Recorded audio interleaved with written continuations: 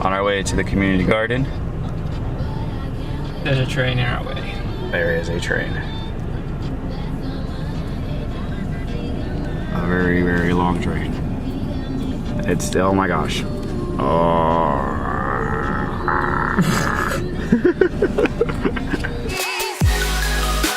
Look, another train. Hey, we got past one train and 100 meters down the road. Oh my gosh. Yes, we're never gonna get there. We're stuck here. Stuck.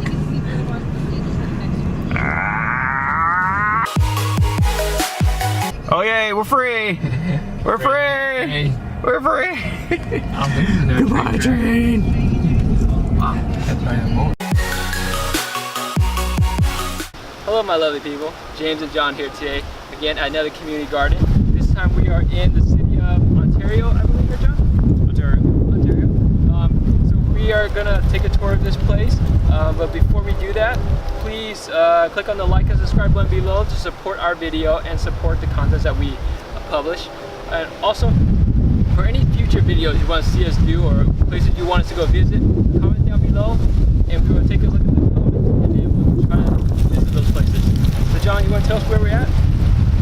No, because I don't know how to pronounce it. I'm going to slaughter the pronunciation, but I think it's pronounced Huerta de Valle.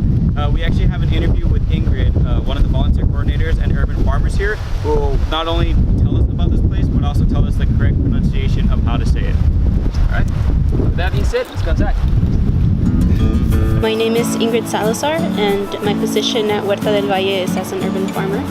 And I am here at our Ontario site, and then I also work at our developing site in Valley. Our founder is Maria Alonso. You can read a little bit about her, I think, on the website. A few years ago, Maria started because she had a need for organic food that she didn't find it in the area directly around her. She lives just a few blocks away. And then when she finally felt like a Sprouts and a Whole Foods, realized that those prices were outrageous and not realistic for her to be able to feed her family organic food. And at the time, she was working with some students from Pittsburgh College who were doing their thesis on community gardens, and they kind of encouraged her to just start her own garden. And she started at one of the local elementary schools in the area with like a little plot. And first it was just her and her family who were gardening it. Okay. And then she started inviting her neighbors to come around and like get their hands in the dirt as well. But then I think at the same time, the city of Ontario was looking to start something like this. Okay. And through like the help of students at Pittsburgh, Maria, who had already been doing something like this, and then Ontario, and then Kaiser Permanente, who had like this $60,000 grant that wanted to implement like a heel zone in the area, suggested this land to be used as a community garden.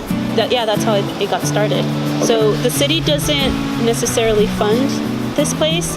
It's funded through grants and like donations and stuff like that because we are a nonprofit. But they do supply us with like free water. They don't charge us for the water we use, and then like electricity too. I might be wrong. We might pay an electric bill, but I'm not sure about that. But definitely water is free, and then the land as well. We don't get charged for it.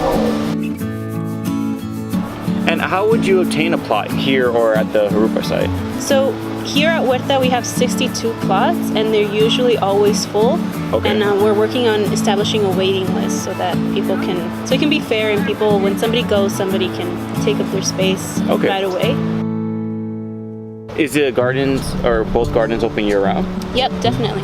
We're open 8 a.m. to 12 p.m. and then we close in the afternoon. Evening times vary depending on the season because it starts to get dark sooner in the winter. So in the winter time, we're open 3 to 6, and then in the summer and spring, it's like 4 to 7. And is it like you go online kind of thing, or do you send an email? So yeah, email probably works best. A very like informal way of doing it. So we're trying to develop a system where there's a waiting list that you can sign up to, and it's still a work in progress. Yeah, it is a work in progress. What kind of events do you guys hold here? We have like recurring programs. So there's on Saturdays we have Abejas program, which is a an educational program for children from 6 and up. And so they get together and they learn about the environment, about like social justice issues. So it really like enhances and supplements what they learn at school. Okay. Things that they don't emphasize in public schools and public education is what we're trying to do here and create a very wholesome education for the kids. Talk about like cultures and cuisine, and they do lots of really cool stuff. They go on field trips. Once a month they have chefs in the garden, I think, where they get together and they use our oven and they cook stuff with the children. So That's cool. yeah, so we have lots of different workshops that we give here. We've done things like on irrigation and gray water use, things on food preservation like pickling and canning, preserving food. We've done workshops on growing your own mushrooms, and we had like this little kit that everybody got to put together and get their mushrooms started and then take home and like continue to grow them. And then this next month, November 3rd, we'll have another workshop on making pomegranate jelly. Okay. I saw the pomegranates. That Yeah, you they're brought. everywhere. They're beautiful and they're delicious. Okay, so you definitely want to get the community involved. Yeah, all the time. We try to ask people, like, what do you want to learn? And then we try to look to our connections and people that we know and see who can come teach that or what's available, what resources already exist in the community so that they can teach each other. And usually, like, probably 95% of the time, the workshops are free. Now, I heard you mention volunteering. What if someone volunteered here? What would they be expected to do, or are there several different types of jobs for the volunteers? Yeah, there are a lot of jobs. It kind of depends on the day that you come. If you come, let's say, on a Saturday morning, that's when our CSA is being done, and that's when Katia, our CSA coordinator, is preparing the boxes and harvesting and washing and everything. So you'll probably be helping her harvest or wash and stuff like that. It also depends if it's your first time or if you're a repeated volunteer.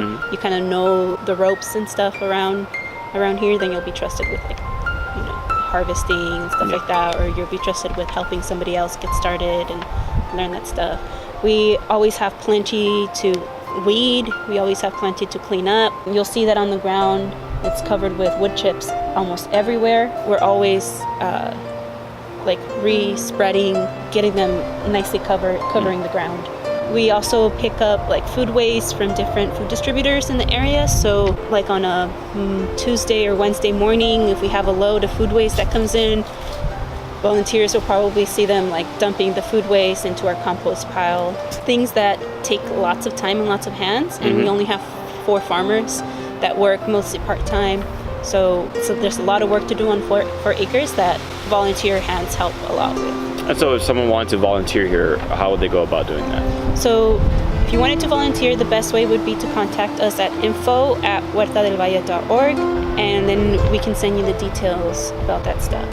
I'm also the volunteer coordinator. So the days I'm looking to start would be Thursday, Friday mornings from 8 to 12, which is when I'm here already, and then Friday mornings as well, 8 to 12, maybe even all day, because that's when we have most of our activity going on here. And I saw that there are like cactuses around here too. I see some vegetables. I saw fruit trees. Do you guys have any type of regulation of what they can grow, or is there any rules between what kind of plants they can grow here? The only requirement we have is that everything be grown organically. Okay. So when you sign up, you also sign a contract which says that you won't spray any chemicals on your plants. We also provide seeds and plants for people free of charge. But they're welcome to bring other things from their homes, or like maybe even flowers. You'll see around, some people like to have flowers in their spots, which is great for diversity and pollination too. Do you guys do the watering for them? Do they have to set up their own system? Yeah, they have to set up their own system. So you get the piece of land and you're responsible for maintaining it completely on your own. So we don't go in and do any of the maintenance in these particular plots. Okay. There are some that have like different systems set up, and that's something that a community member came, brought some materials, and decided to like install these drip irrigation lines in lots of the plots. So you'll see the PVC with holes drilled in it in several spaces. And that was just something that people came together to do themselves. It's not something that we really led as an organization. And that tends to happen a lot, where people just kind of organize on their own and get stuff done. So you're kind of giving the freedom definitely for the gardeners, where it's not really more of you have to abide by our rules, but it's here's your land, you can do what you want kind of. Right, exactly. And I saw that there's a tool shed here too. Is that available for the community members as well? Yep, that's available for everybody to use. There's shovels and picks and some hand tools as well. So everything in there it's never locked. It's always open for people to use as they need to. So if you would say that had like a goal, overall goal, or maybe some type of vision, what would you say that would be? So we have a bit of a slogan, which is to have a community garden every mile. And that it seems like maybe far-fetched, but when you think about the other food sources that exist, like a Walmart or a 7-Eleven or a McDonald's, like a corner store, like a gas station store that like offer food, you can definitely find one of those every mile, almost everywhere. And so our vision would be to have community gardens every mile, so that it becomes easy and second nature for people to stop by their community garden and buy their foods there, instead of going to all these other stores that don't sell good quality food. Do you guys have a market here then? We do. So this half, and where we're sitting right now, is a community garden side. We have 62 plots, and the people who come, they pay $30 for a whole year, and they get their plot, which is 10 feet by 20 feet. There's some plots that are 10 feet by 10 feet, and then you can get that probably for a fraction of the price, or a fraction of the $30. And with that money, you get seeds and plants that we provide. You get access to all the tools. You get water too, because we don't charge for water. And you get soil. We make our own compost here, so you have access to fertile soil for your veggies. And everything that is grown in a person's plot is there to take home and do what they like with it, except like sell it. Over on the other side is our area, which we call our intensive production area. And that we, as farmers, there's 4 farmers on the team. We grow food, which we sell back to the public. So if you don't have a plot, you can still have access to organic local vegetables that are like at great prices. And even if you can't afford the prices that we have ways for people to still be able to obtain them. Like, we have prices for everything, but it's really donation based, so anything you have we'll accept. We also have this thing where if you come volunteer for an hour, then you get a pound or a bunch of produce to take home with you. So yeah, we're just trying to make everything as accessible as possible. We also have a CSA program, which is Community Supported Agriculture, and it's basically like a subscription box system where you subscribe to weekly produce boxes, and you come and pick them up on Saturday mornings. We fill up the boxes with whatever we have that's in season and available, and usually it's like roughly 10 items. You'll have 2 fruits, some herbs, and then seasonal vegetables as well. Well, thank you very much for that. You're welcome.